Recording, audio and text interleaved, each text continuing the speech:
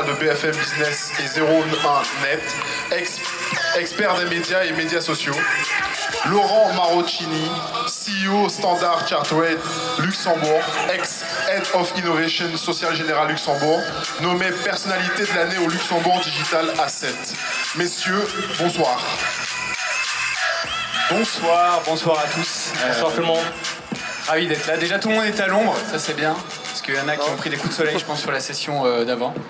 Thibaut, si tu nous écoutes, ça va les coups de soleil?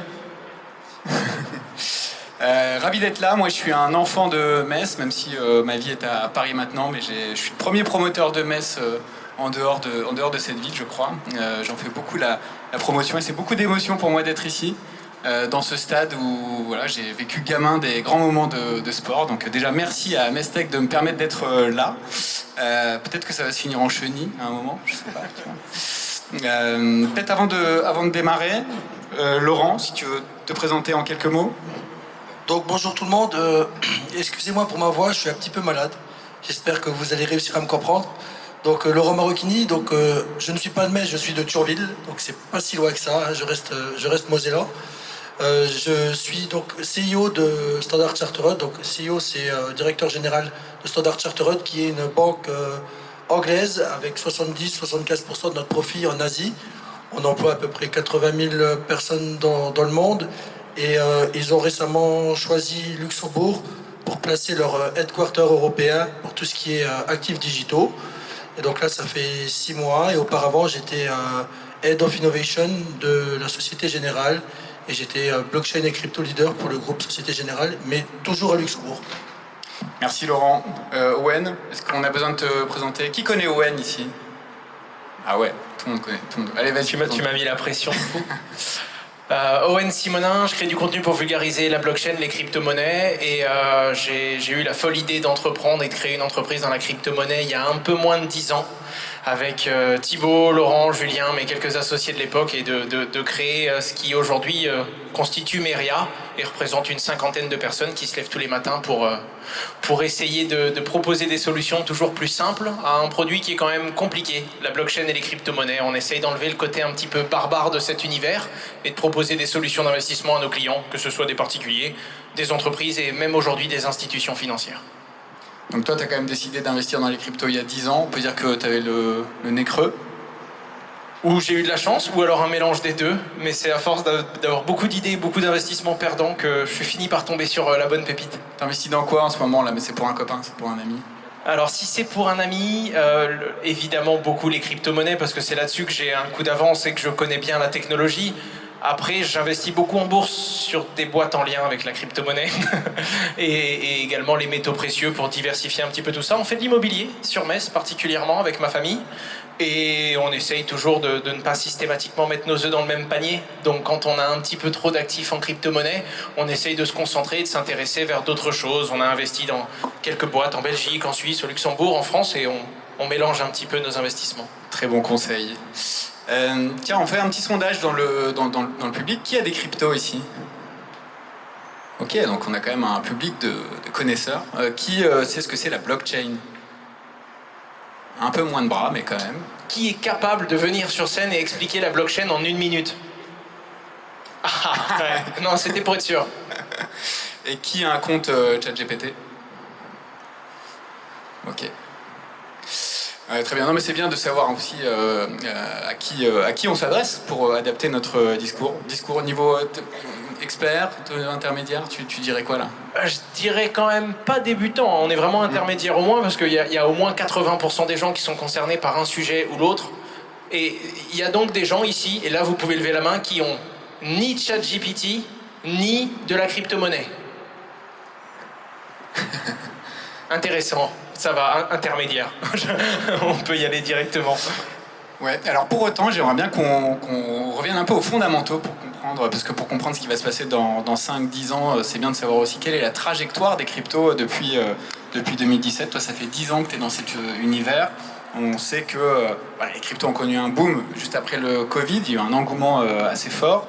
Ce qui a amené d'ailleurs pas mal de nouvelles générations sur l'investissement en général, et c'est plutôt une bonne nouvelle. Est-ce que tu peux nous faire une petite rétrospective rapide de des temps forts des cryptos depuis, voilà, depuis le début. Elle va être un petit peu centrée sur l'histoire qu'on a vécue nous à Metz, parce que c'est comme ça qu'on a vécu la hausse des crypto-monnaies. On découvre Bitcoin en 2016-2017, il est à quelques centaines de dollars. Le premier Bitcoin que j'ai acheté devait être à 200 ou 250 dollars pièce. On a cette idée folle de monter des mineurs, les mineurs dont Marvin parlait tout à l'heure sur scène en présentant Venalabs, pour miner de la crypto-monnaie. Un ordinateur qui allait extraire de la crypto-monnaie. Le meilleur employé du monde, week-end et jours fériés, il s'arrête pas de travailler, ça part pas en vacances et il travaille même la nuit. On s'intéresse à ça. En 2017, les crypto-monnaies explosent une première fois. On a Bitcoin qui s'est rapproché des 20 000 dollars. Ça a lancé également une course de plein d'autres petits altcoins, des plus petites crypto-monnaies qui sont venues s'articuler autour de Bitcoin. Certains disaient créer le Bitcoin Killer, le Bitcoin 2.0. Aujourd'hui, il y en a beaucoup qui sont mortes. Il y en a quelques-unes qui sont toujours là, mais ça a lancé un petit peu la ruée vers l'or. C'était vraiment en 2017 où tout le monde s'intéressait à ça. Les crypto-monnaies se sont calmées, elles sont descendues à 5-6 000 dollars jusqu'en 2020. Et c'est en 2021 qu'il y a eu vraiment un alignement des planètes, puisqu'il y a eu le Covid, les gens sont chez eux, ils ont du temps. Ils ont peur aussi, quand on voit des gens se mettre les mains dessus pour du papier toilette, on se pose des questions.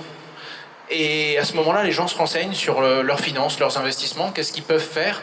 Et là, les crypto-monnaies sont intéressantes pour beaucoup, sont un nouvel actif qui vient d'apparaître pour encore plus de monde, et le Bitcoin passe un nouveau record à plus de 64-65 000 dollars. Ensuite, ça s'est calmé encore un petit peu pendant quelques années, car quand il y a une crypto-monnaie qui passe de 4-5 000 dollars à 60, il y a des gens qui la vendent et qui prennent du cash, tout simplement, et donc ça baisse. Et il y a eu en 2024 BlackRock, le plus gros fonds d'investissement au monde, qui a fait une demande au régulateur américain pour en faire un ETF, un produit financier. Et ce produit a capté plus d'argent sur Bitcoin qu'il n'en avait capté à l'époque où BlackRock l'avait fait sur l'or. Donc à ce moment-là, ça y est, les particuliers, les entreprises, les États, enfin les gouvernements, les plus gros fonds d'investissement du monde, de 2017 où on a commencé à en entendre vraiment parler dans les médias, à 2025 où aujourd'hui des banques françaises lancent des solutions sur les crypto-monnaies, des banques internationales viennent vous parler de crypto-monnaies jusqu'à Metz, les médias parlent de crypto-monnaies et où ça s'articule plus ou moins à un rythme, on va dire, qui a été assez dingue. On fait des événements dans des stades sur les crypto-monnaies. Comme si. Merci beaucoup Owen. Laurent, tiens, c'est intéressant, toi tu étais à la Société Générale avant, donc plutôt banque traditionnelle. Les banques ont longtemps boudé quand même les cryptos. C'était quoi l'ambiance Tu devais être là au tout début des cryptos. Comment vous parliez des cryptos quand c'est apparu au bureau là? Alors, Machine à café. je pense qu'à la machine à café, on a plus parlé de la technologie qui était la blockchain que de la crypto au début. C'était interdit de dire crypto à l'époque. Voilà, on n'avait pas le droit de parler trop de crypto parce qu'il y avait encore cette méfiance vis-à-vis du Bitcoin et des différentes cryptos. On parlait beaucoup de transactions illicites, etc. Il y avait encore vraiment de la méconnaissance au niveau des directions générales.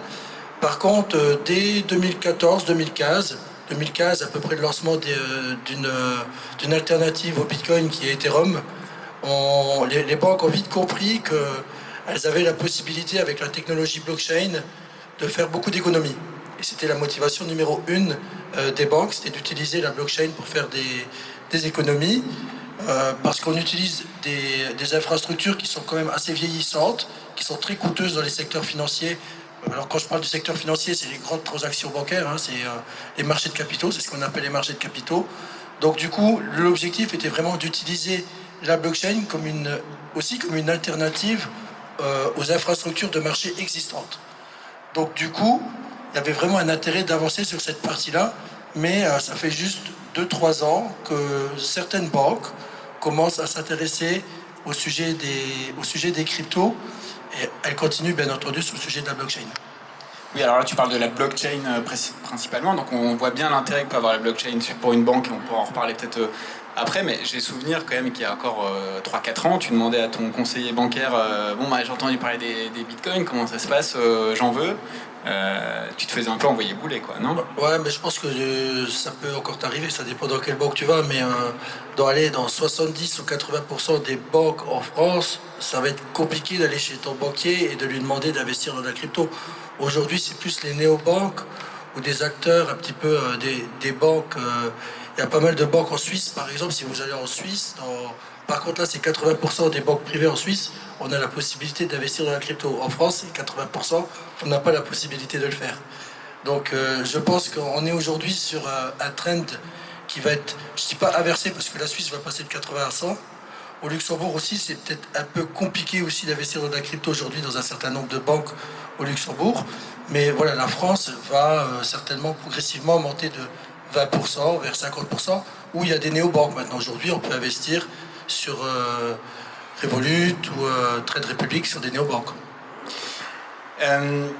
Tu disais tout à l'heure, la trajectoire de Bitcoin et des crypto-monnaies en règle générale, elle est assez dingue. C'est un sujet qui infuse partout dans la société. BlackRock s'est emparé du sujet, etc. Pour autant, la promesse initiale des crypto-monnaies, c'est-à-dire servir d'alternative à les pièces qu'on a là, à l'euro, au dollar, on n'y est pas encore. Comment tu l'expliques ça ? C'est toujours un petit peu dur parce que il n'y avait pas la promesse de Bitcoin. C'est-à-dire que Bitcoin, c'est un outil libre. Les gens en font ce qu'ils veulent. Donc il n'y a personne qui a dit Bitcoin doit servir sans que les banques le contrôlent, sans que les fonds d'investissement puissent en acheter. Bitcoin, il doit être décentralisé, donc contrôlé par ses utilisateurs. Il doit être incensurable et il doit empêcher toute discrimination. On ne peut pas empêcher quelqu'un d'accéder à Bitcoin à cause de sa couleur de peau, de sa religion, de ses convictions politiques, peu importe. Tout le monde doit avoir les mêmes droits. Mais là, il y a des gens qui du coup commencent à se dire attends, c'est les banques et ce sont des gouvernements qui commencent à en acheter. C'est quand même un petit peu l'inverse du projet. Alors, c'est vrai que le créateur de Bitcoin n'a jamais écrit sur une feuille, noir sur blanc, Bitcoin sert à ça et il ne doit pas être utilisé par ces gens. Globalement, on sait que c'est un petit peu anti-système parce qu'en 2008, quand il y a eu la crise des subprimes, les États avaient deux choix. Soit ils utilisaient l'argent des particuliers, des gens qui payent des impôts, pour renflouer les banques, pour éviter qu'elles fassent faillite. Soit ils laissaient les banques faire faillite, mais du coup, autant vous dire que si une banque fait faillite, elle fait faillite avec votre argent. Vous, clients innocents qui n'avez rien fait. Donc c'était soit les particuliers qui payaient, soit les particuliers. Et donc, Satoshi Nakamoto, le créateur de Bitcoin, il a lancé la crypto-monnaie Bitcoin, et on sait que ça vient de là parce que dans le tout premier bloc, dans les toutes premières transactions, il a mis juste une petite note, et il a mis l'article du New York Times qui disait « Pour la deuxième fois, l'État américain va renflouer les banques ». Donc en fait, on ne sait pas si c'est vraiment pour ou, mais dans sa conviction à lui, c'était important. Et encore une fois, je pense que quand on veut un outil libre, que tout le monde peut utiliser, incensurable, eh bien ça veut dire que ça peut être nous particuliers, mais ça veut dire que ça peut être BlackRock ou le gouvernement américain. Si on veut qu'il soit ouvert à tous, ça veut bien dire les banques aussi, mais il faut quand même garder en tête que même si une grande banque achète 70% des bitcoins, et franchement ce serait quand même l'une des rares histoires où les banques achètent un truc à des particuliers, c'est quand même souvent dans l'autre sens, eh bien je pense qu'il faut quand même garder en tête qu'elles n'en auront pas le contrôle, car même si on détient beaucoup de bitcoin, on ne contrôle pas le réseau, on ne peut toujours pas choisir qui a le droit de participer et qui n'a plus le droit, et c'est ça qui fait que Bitcoin est important, le réseau est décentralisé, quelle que soit l'origine ou la façon dont la personne va en acheter, quoi. Toi, tes clients viennent... c'est vraiment pur spéculatif, on est d'accord ? Ou non, il y a d'autres raisons pour tes clients d'aller acheter du Bitcoin ? Alors moi, je suis on appelle ça un conservateur de crypto. Donc je peux conserver du Bitcoin, de l'Ether et quelques autres cryptos de façon sécurisée. Mes clients sont uniquement des investisseurs institutionnels. Donc quand je parle d'investisseurs institutionnels, ça peut être des banques qui ont besoin, qui permettent à leurs clients d'acheter de la crypto et je vais les conserver. Ça peut être des fonds d'investissement. On a parlé des ETF de BlackRock. Il y a 12 ETF qui ont été lancés l'année dernière. BlackRock aujourd'hui c'est 70 milliards de dollars uniquement sur l'ETF de BlackRock. En Europe on n'a pas d'ETF crypto, on a des ETP. On va dire que c'est exactement la même chose que des ETF. Il doit y avoir... Explique-nous peut-être ce qu'est un ETF, parce que je suis pas sûr que ce soit une notion que tout le monde connaît ici. C'est un fonds dont la performance est liée à 100% au sous-jacent. Donc là, quand on dit qu'un fonds ETF, si le Bitcoin il prend 10%, ben le fonds il va prendre 10%. Donc au lieu d'acheter du Bitcoin en direct, on achète un fonds qui va détenir du Bitcoin. Donc ça vous évite de détenir du Bitcoin et d'être votre propre banque. Et par contre, vous allez détenir un fonds qui peut être, dans ces cas-là, dans votre banque. Donc moi, je travaille avec des fonds ETF aux quatre coins du monde. ETP, principalement en Europe. On a également des corporates. Alors, des corporates, c'est des entreprises qui ont soit des besoins de trésorerie qui peuvent utiliser ce qu'on appelle des cryptos stables, des stablecoins, ou bien on a des corporates qui ont fait le pari d'avoir des trésoreries en Bitcoin, comme MicroStrategy ou The Blockchain Group, qui est une entité française. Donc voilà, ça c'est mes types de clients. Ça peut être des gouvernements qui veulent détenir des cryptos, donc ils ne sont pas chez moi, mais typiquement ça peut être également des gouvernements. Donc moi je suis plus sur un public d'investisseurs institutionnels, et donc pas de retail. Et quand tu dis conserver des bitcoins pour tes clients, très concrètement, ça veut dire quoi? Je conserve les clés. Je suis le maître des clés. Ok, donc les bitcoins appartiennent à tes clients, mais toi, tu Voilà. gardes, tu conserves les modalités d'accès à ces bitcoins. Les modalités d'accès, ouais. Les modalités de transfert, les modalités d'accès. Après, on peut faire du staking ensemble, par exemple. Alors, faire du staking, voilà, c'est avoir des récompenses sur un certain nombre de cryptos, voilà. Mais pour bien comprendre, c'est que tes clients ne se sentent pas sécurisés, j'en sais rien. C'est quoi? Ils veulent pas porter la responsabilité de détenir ces clés d'accès? Je suis une banque, et donc le fait qu'une banque comme la mienne, qui est une banque systémique, conserve des cryptos, ce qui est intéressant, c'est que je mets en enjeu entre guillemets, ma balance sheet. Des fois, j'ai du mal à parler français, mais c'est le bilan de mon entreprise. C'est-à-dire qu'aujourd'hui, si je viens me faire hacker, en tant qu'assurance, il n'y a pas de souci pour rembourser des cryptos. Ok, très bien, intéressant. J'ai une double assurance. J'ai mon assurance et j'ai l'assurance. Tu dois payer très cher en assurance, je pense. Oui. C'est pas donné, on va dire. Parmi ceux qui ont des cryptos là en face de nous, quelle est la part qui en détiennent en propre, en direct, et via une plateforme? Je sais pas, déjà en direct, directement sur la blockchain? Ok, et via des plateformes?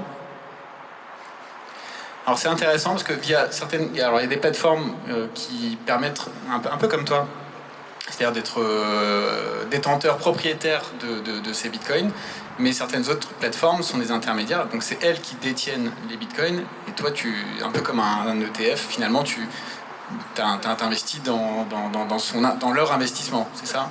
Tu peux nous expliquer peut-être la différence? Ouais, c'est ça. En fait, il y a trois types de plateformes. Il y a les plateformes qui vous permettent de garder vous-même ce qu'on appelle la custody, la conservation. C'est dur de parler totalement en français, non, totalement. La custody, c'est vraiment, quand vous ouvrez un compte sur la blockchain, on vous donne deux choses. Une clé publique et une clé privée. La clé publique, il faut voir ça comme un RIB, c'est votre adresse. Et la clé privée, c'est le mot de passe. Quand vous voulez dépenser de l'argent sur la clé publique, la blockchain, c'est un algorithme. Le seul moyen qu'elle a d'être sûre que c'est vous, le propriétaire, c'est de vous demander de montrer de la clé privée. Et donc c'est ça, quand on dit gérer sa propre crypto-monnaie, la détenir soi-même. Bon, j'ai vu 2-3 visages d'experts qui m'ont regardé en mode bon, l'image est un peu simple. Oui, le RIB, c'est pas une super bonne image, mais vous avez compris l'idée. En tout cas, quand vous avez le mot de passe, vous-même, vous pouvez demander à faire des transactions. Le petit truc qui est délicat à comprendre, c'est que si quelqu'un vous vole ce mot de passe, il est tout autant propriétaire de votre crypto-monnaie que vous. Parce que la blockchain, elle va demander le mot de passe, et s'il lui donne, la blockchain va laisser partir l'argent. C'est pour ça que c'est une grosse responsabilité.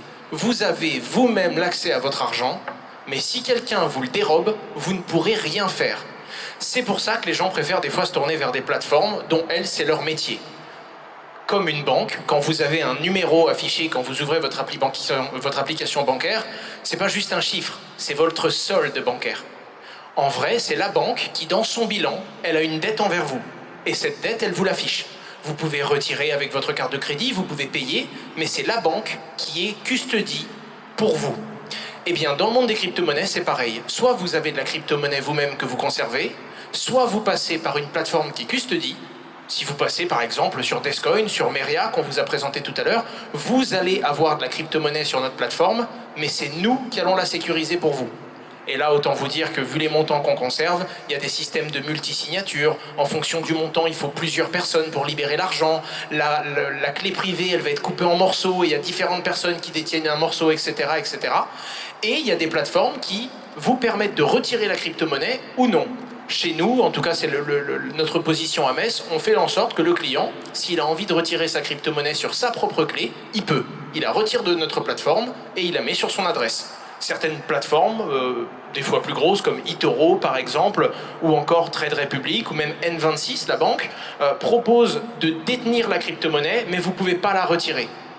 Et évidemment, les institutions se tournent directement vers d'autres établissements bancaires pour carrément détenir pour eux, parce que quand on est investisseur, on veut prendre aucun risque. Donc on veut une banque qui détient nos crypto-monnaies, qui est assurée. Comme ça, s'ils se font hacker, on ira même chercher leurs meubles et la télé à l'accueil. Et en attendant, ils utilisent d'autres services annexes pour générer des intérêts sur ces cryptos. Non, c'était bien. On se pose aussi la question de... Ouais, il y a un nombre de crypto-monnaies quand même sur le marché qui est assez hallucinant. Elles servent vraiment à quelque chose, franchement. Non, mais quand tu sors de Bitcoin, d'Ethereum, si on se dit les choses... Pas toutes, très peu. Mais en fait, à partir du moment où chacun peut créer une crypto... Est-ce qu'on avait vraiment besoin d'une crypto pour Donald Trump? Non, ça lui a fait gagner des milliards. Il a dit qu'elle servait à rien, mais les gens se sont juste dit « Oh, c'est la crypto-monnaie du nouveau président des États-Unis, ça ne peut que monter !» Voilà, c'est monté.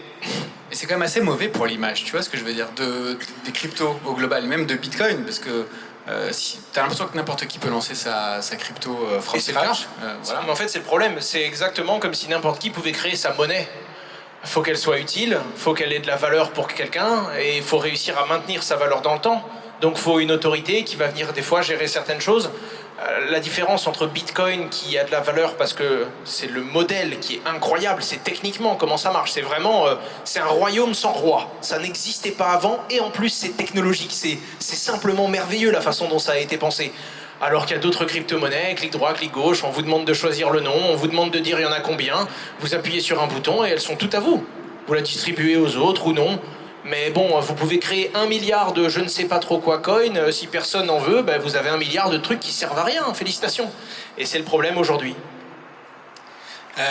Quelques petits conseils peut-être pour pour l'audience sur conseils de sécurité, pas conseils en investissement, c'est pas notre job évidemment, mais sur quoi on doit être vigilant quand on détient des cryptos. Est-ce que peut-être que ça vaut aussi le coup de se dire moi je gère pas la sécurité de mes cryptos, je délègue tout. Est-ce que c'est une bonne solution et puis combien ça coûte, parce que ça a forcément un coût, non, de déléguer la sécurité de ces cryptos.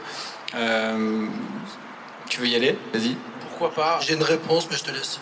Bah, en fait, si tu veux, moi je peux faire la réponse particulier et toi plutôt la réponse en entreprise sur le prix de la custody. Allez, faites mon job, c'est bien.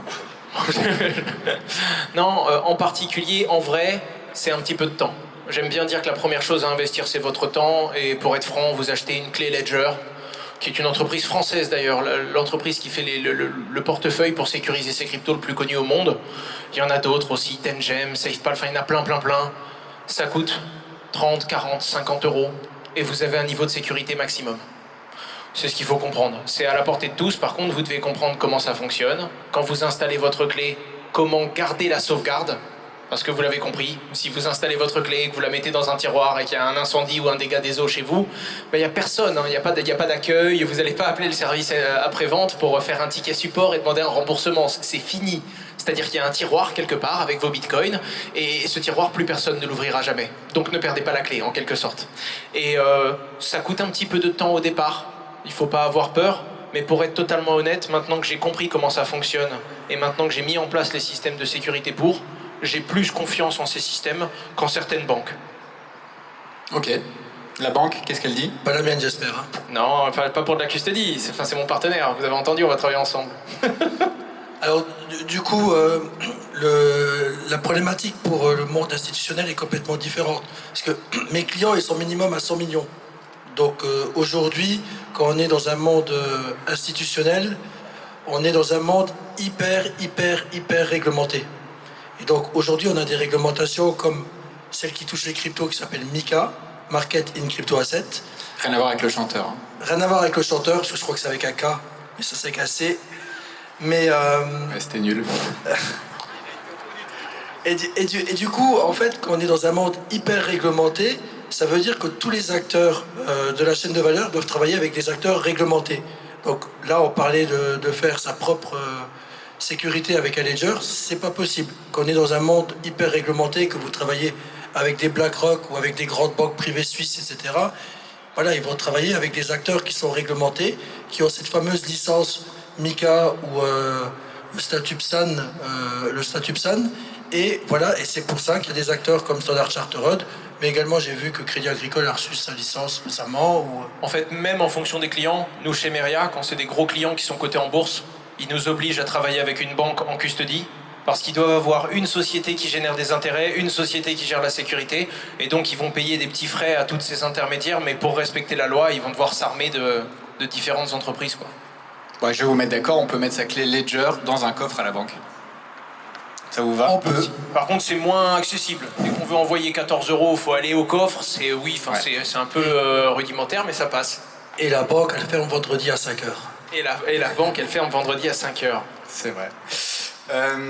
On va parler un peu de blockchain, parce que sans blockchain, pas d'IA. La promesse de la blockchain, elle est assez incroyable. Donc, traçabilité maximale, sécurisation de chaque maillon d'une chaîne. On a vu que certains acteurs, notamment dans le luxe, s'étaient emparés de la blockchain. Il y a des acteurs plus traditionnels. Dans la finance, bien sûr, on le voit pas mal. Mais c'est pas non plus aussi répandu que Bitcoin. On va dire dans le grand public. Alors peut-être qu'on utilise de la blockchain au quotidien sans s'en rendre compte. Vous allez me dire, mais je sais pas. Owen, tu veux réagir à ça? Moi, je me rends compte si j'utilise la blockchain. Par contre, nous, je l'ai utilisé dans mon ancienne vie où on a mis sur la blockchain les dettes de la BEI.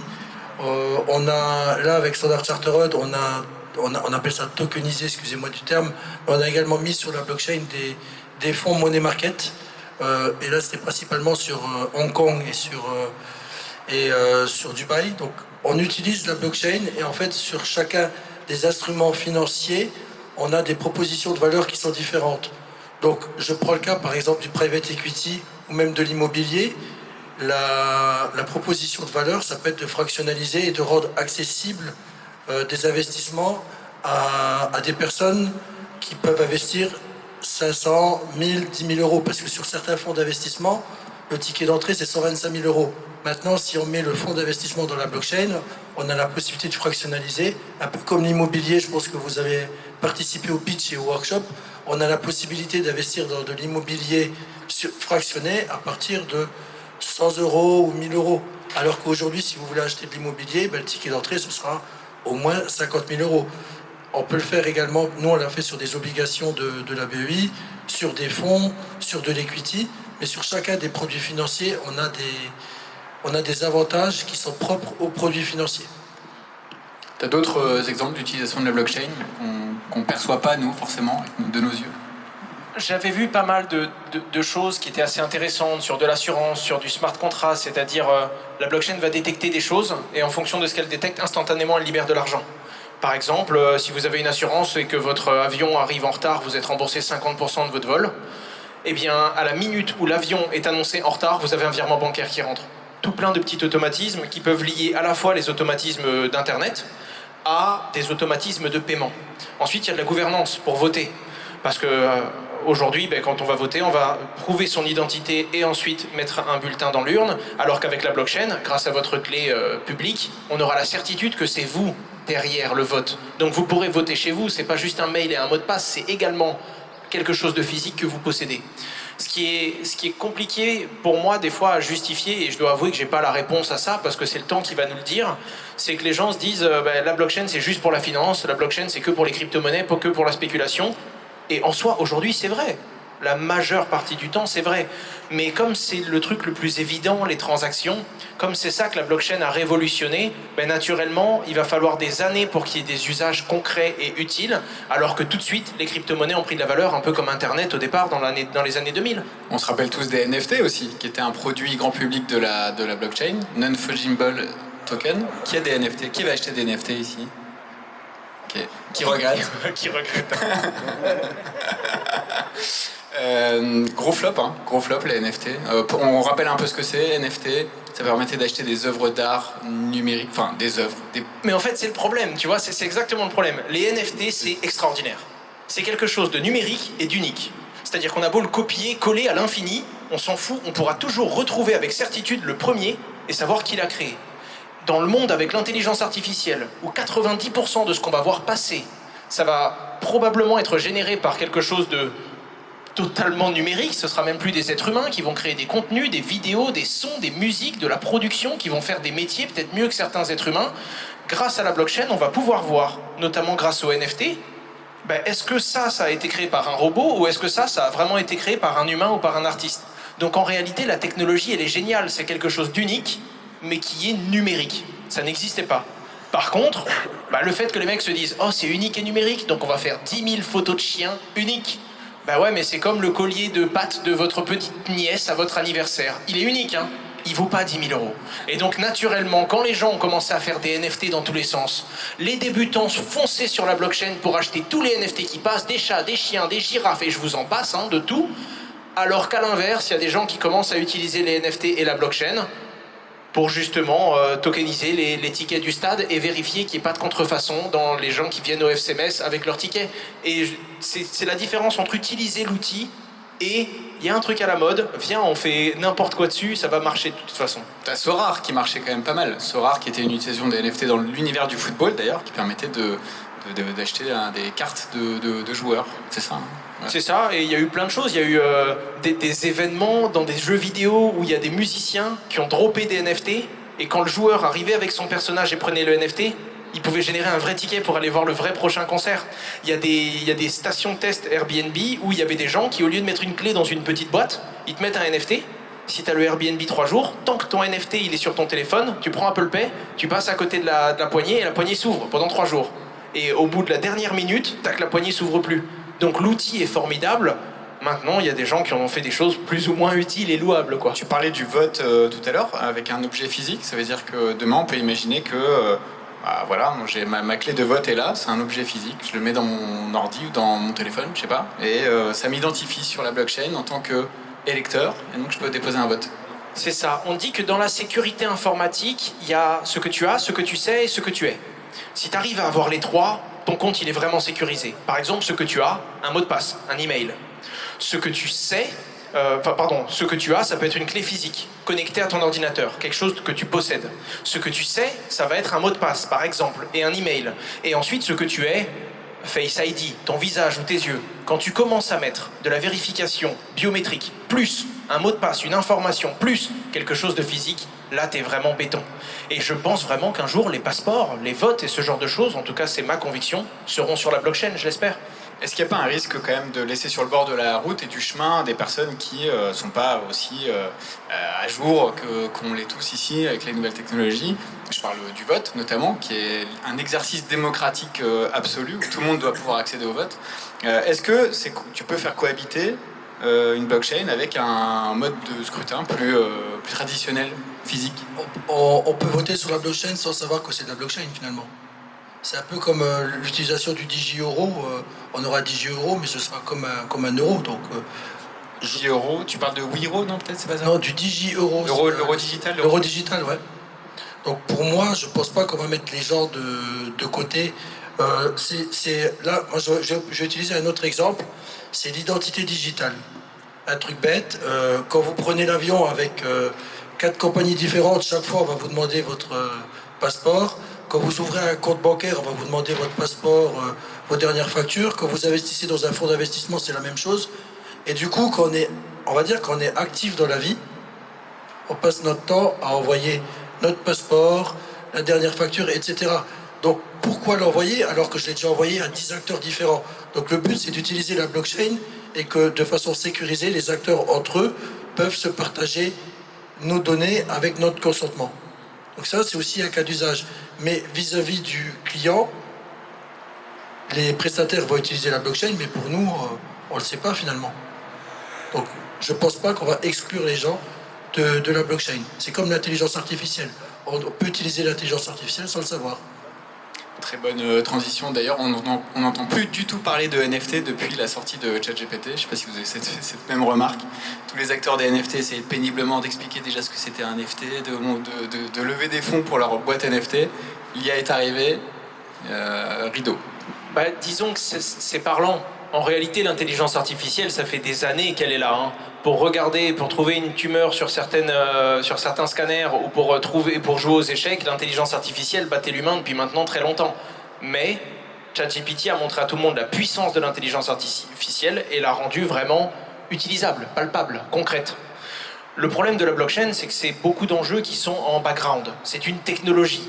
C'est comme si on avait apporté quelque chose, un complément au protocole TCP/IP d'Internet. Tout le monde utilise Internet, personne connaît le protocole TCP/IP. Ben, je pense que c'est pareil. ChatGPT, l'intelligence artificielle, ça va être concret, ça va affecter nos vies tout de suite. La blockchain, c'est une technologie de background, c'est derrière, c'est un sous-jacent technique, et donc naturellement, ce sera moins évident et ça restera moins à la mode. Mais il y aura toujours quelqu'un pour inventer un nouveau singe coloré ou je ne sais trop quoi qui fera du bruit à un moment et qui remettra les gens les yeux vers la blockchain quelque temps. Est-ce que l'IA est un bon conseiller financier, tiens d'ailleurs, pour savoir sur quelle crypto miser ou sur quelle valeur miser? Vous avez déjà fait l'exercice? Alors, j'ai pas fait le test, mais j'utilise forcément des applis qui utilisent l'IA. Donc, un bon conseiller financier, moi, je suis d'avis à utiliser l'intelligence artificielle de façon augmentée. Donc, c'est vraiment, c'est un compagnon, quoi. L'IA, c'est un compagnon. Il va certainement me faire des propositions auxquelles j'aurais jamais pensé. Et donc, forcément, je l'utilise très souvent. Mais je l'utilise vraiment en tant que compagnon. Donc je le challenge par moment. Et ce qui est le plus intéressant dans l'IA, c'est d'être en capacité de converser avec l'IA. Parce qu'il faut faire de bons prompts. De temps en temps, il peut y avoir des choses qui ne sont pas forcément bien dans l'IA.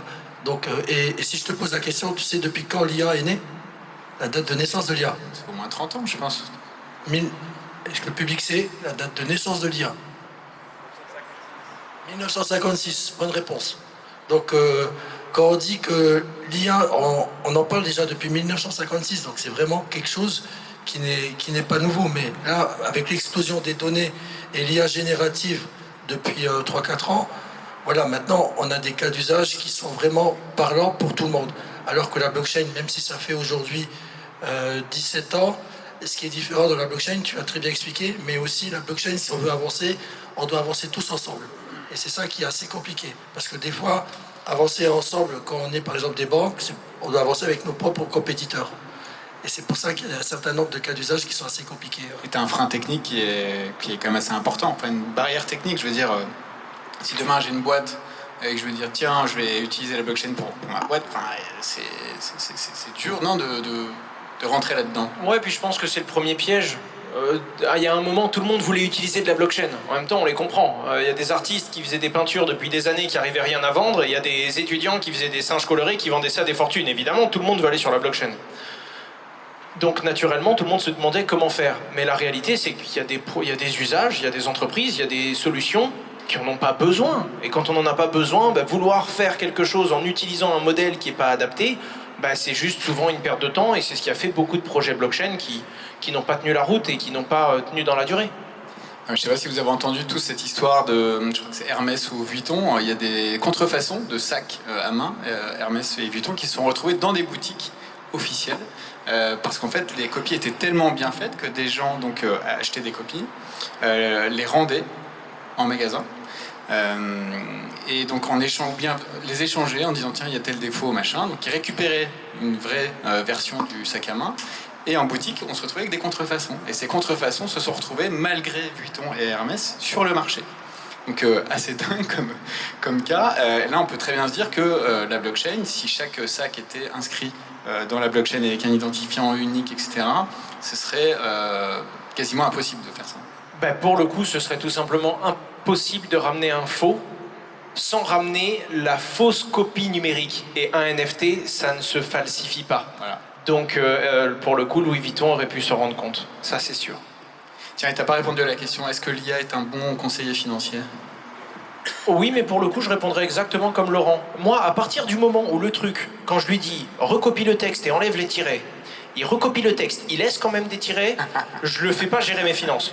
Surtout que tu lui dis « t'as laissé des tirets ?» Il dit « oui, c'est vrai, pardon, je recommence » et il remet des tirets. Donc, pour moi, il y a des choses qui font que on doit évidemment les utiliser parce que c'est puissant, et surtout ça, c'est super bon dans certains exercices comme le fait de résumer, le fait de reprendre, je le vois moi dans mon travail de vidéo, et puis c'est limite une question que j'aimerais te poser à toi. Enfin, le média, même pas distributeur de médias finalement, entre ceux qui font du son, ceux qui font de la voix, ceux qui font de la vidéo, ton métier, il est en train d'évoluer complètement. Tout le temps. Et pourtant, tu peux malgré tout pas te passer, enfin, tu peux absolument pas te passer d'humain aujourd'hui.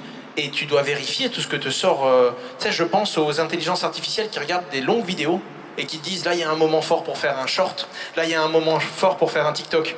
Ben ouais, mais des fois, tu dois reprendre un petit moment qui était plutôt dans la vidéo. Des fois, le moment est trop long. Il y a plein de choses que l'IA ne comprend pas encore nativement.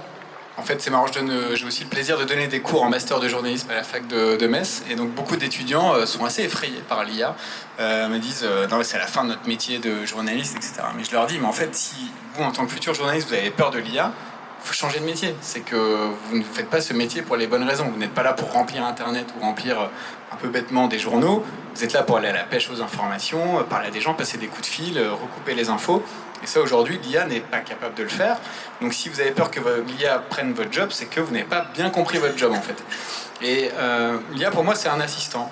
C'est un assistant qui permet de gagner du temps sur des trucs où j'ai pas forcément de valeur ajoutée spécifique, intellectuelle. Donc, et c'est comme ça qu'il faut le prendre, plus que comme un objet, un outil de création from scratch, quoi. Mais il faut pas passer à travers, par contre. C'est comme ça qu'il faut le prendre, mais il faut l'utiliser. Et des fois, il y a des gens qui, par conviction, n'y vont pas. Hein. Moi, je vois un tech qui bosse avec nous, qui est brillantissime, qui au début était vraiment contre l'intelligence artificielle. Contre parce qu'il comprenait vraiment ce qui arrivait. Sauf que le problème, c'est que ça va se faire, avec ou sans nos accords, avec ou sans notre consentement. La société va évoluer. Donc les personnes qui disent « Ouais, non, moi l'IA, ça me fait peur, j'y vais pas, je touche pas à ça », ouais, mais le problème, c'est que quand tu prends cette décision-là, le monde, il arrête pas de tourner. Donc, quand on est certain que la révolution va avoir lieu, au contraire, que ce soit une arme qui te fasse peur ou un outil puissant, tu dois le comprendre, même si tu veux t'en protéger. Ou alors, tu peux être activement contre certaines choses, parce qu'on doit d'ailleurs réguler l'IA. C'est drôle, il y a quelques années, j'étais contre ce mot, maintenant mais je pense qu'on doit limiter certains accès. Par contre, je me rends compte également qu'il y a des personnes qui, par conviction, quand elles connaissent vraiment leur métier, elles ne veulent pas en entendre parler, alors qu'au contraire, soit tu acceptes d'être augmenté avec l'IA et tu vas aller vite, soit très rapidement, tu as des personnes moins compétentes qui vont prendre ta place. C'est ça, et puis je suis en train de regarder ce beau stade, et c'est quand même une chose que l'IA ne remplacera pas, c'est quand même les émotions du direct. Je sais pas si vous avez vu des images de matchs de foot entre des robots articulés par l'IA, franchement ça fait vraiment de la peine. Par contre, je prends le pari que dans 40 ans, on est dans Football Galactique aussi. Hein. Il va y avoir des robots qui seront vraiment balèzes pour, j'en suis certain. Évidemment qu'ils vont le faire. Mais est-ce qu'on aura le même affect, tu vois? Est-ce qu'on aura envie de... Tu vois, est-ce qu'on aura la même charge émotionnelle quand on va avoir un match de foot avec des robots? Non, mais ils auront peut-être des pieds laser, des trucs de fou qu'on n'aura jamais, nous. Ok. Oui. J'espère mourir avant, perso. Est-ce qu'il y a des questions pour Laurent, pour Owen? On a prévu dans cette session une petite session de questions-réponses. C'est toujours le premier qui a du mal à émerger. Il y en a un au fond, Allez, je un crois. courageux, là. Ah, ouais, tout à fait. Avec le micro. Tout en haut à gauche. Voilà. Mais ce sera un autre. Excusez-moi. Moi, j'ai une question parce qu'on a échangé tout à l'heure en bas à ce sujet. Dans le cadre d'une succession, par exemple, j'ai un notaire qui m'a posé la question est-ce qu'il y a des cryptos? Donc aujourd'hui, comment on fait dans ce genre de situation? Si on ne sait pas, et aussi si on le sait. On peut voir avec certains notaires qui font déjà de la transmission de patrimoine en crypto, notamment avec des accès. Par contre, ça veut quand même dire qu'on doit faire confiance à un notaire en lui donnant certains accès qu'il peut transmettre. Je sais que nous, par exemple, sur Meria, on va simplement dans mon compte, mes paramètres, et il y a les personnes à contacter au bout d'un certain temps. Si la personne nous contacte, qu'elle remplit bien, que c'est bien quelqu'un qui avait été renseigné dans cette fiche, et que le client est inactif pendant un certain nombre de temps, on peut très facilement renvoyer tous les actifs aux personnes qu'il a cédés, comme par exemple, je sais pas moi, quelqu'un de sa famille ou ses parents. On peut lui donner ces accès-là automatiquement si les fonds sont sur la plateforme. Mais il y a des gens qui ont tellement bien sécurisé leur crypto qui font tout simplement en sorte que le tiroir ne se réouvre plus jamais. Ce qui limite le nombre de bitcoins en circulation et le rend encore plus rare. Mais bon, ça c'est autre chose.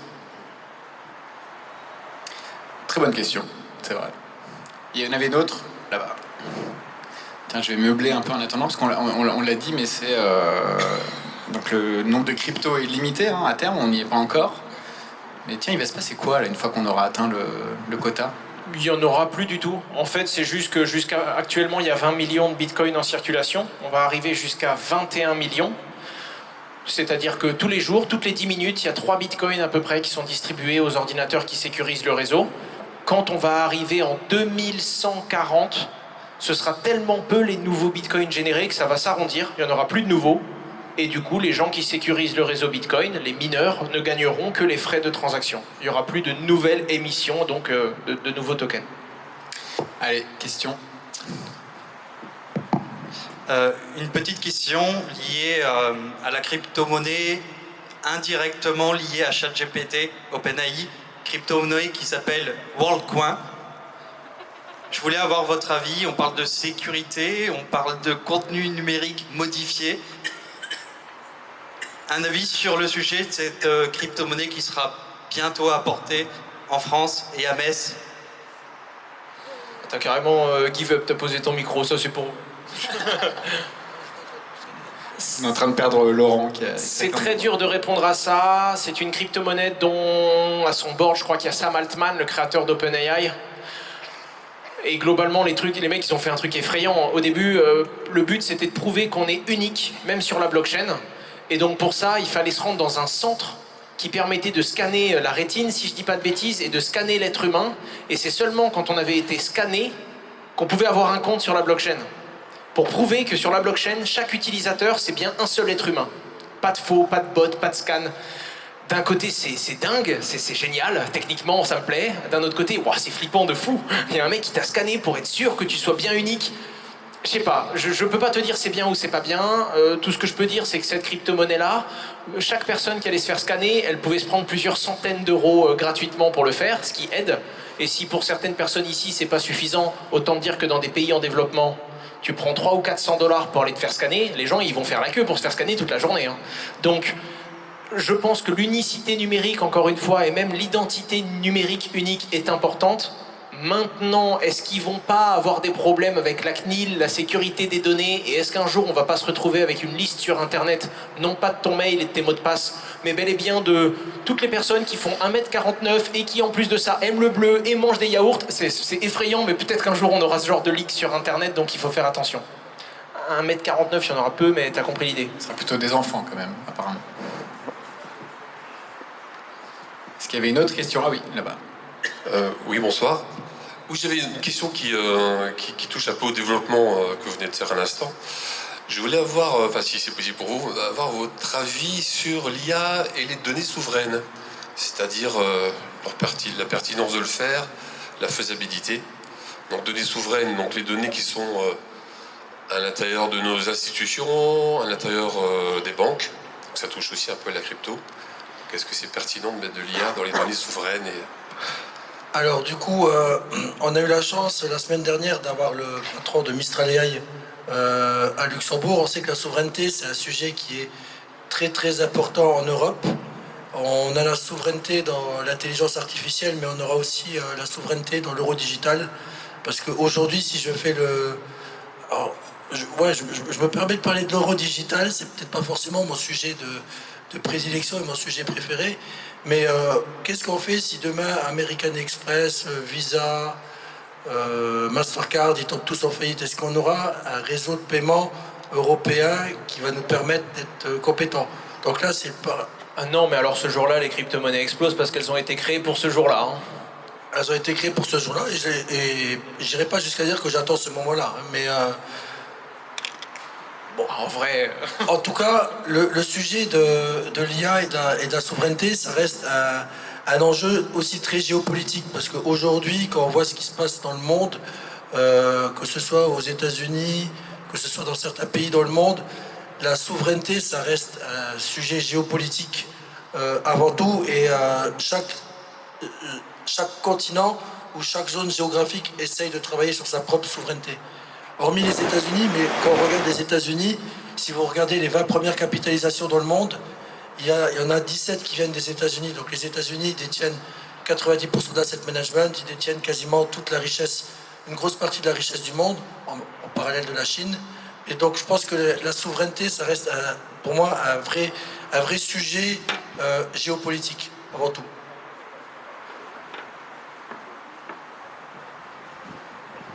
Est-ce qu'on a d'autres questions? Oui.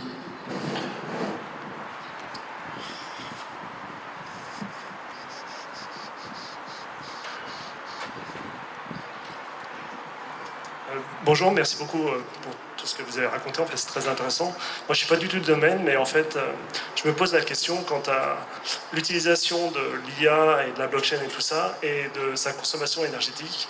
Parce qu'on sait très bien que, vu la consommation actuelle, en fait, et l'augmentation de la consommation énergétique avec la transmission de données qui se fait aujourd'hui, en fait, on va arriver à un problème d'ici 15 à 20 ans, parce qu'on aura atteint la capacité mondiale, en fait, de génération d'énergie.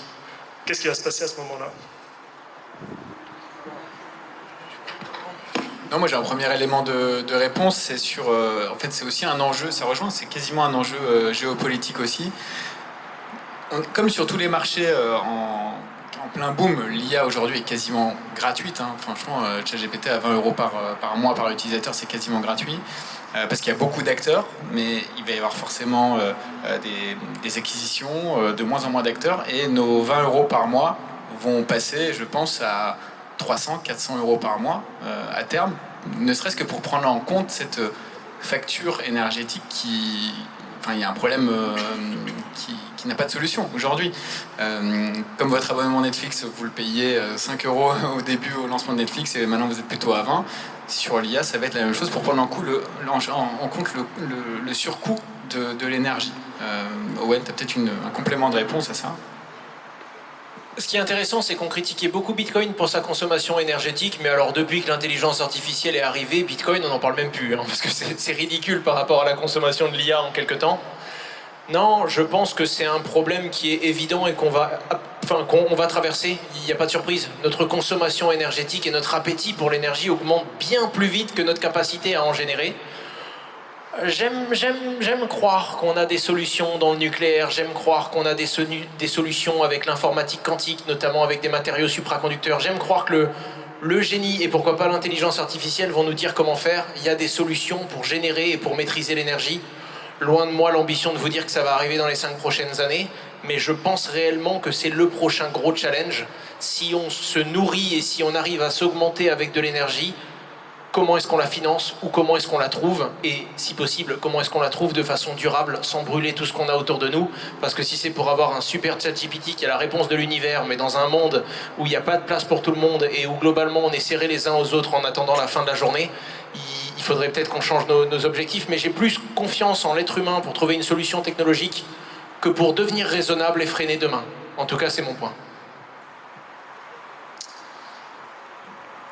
Est-ce qu'on a d'autres questions?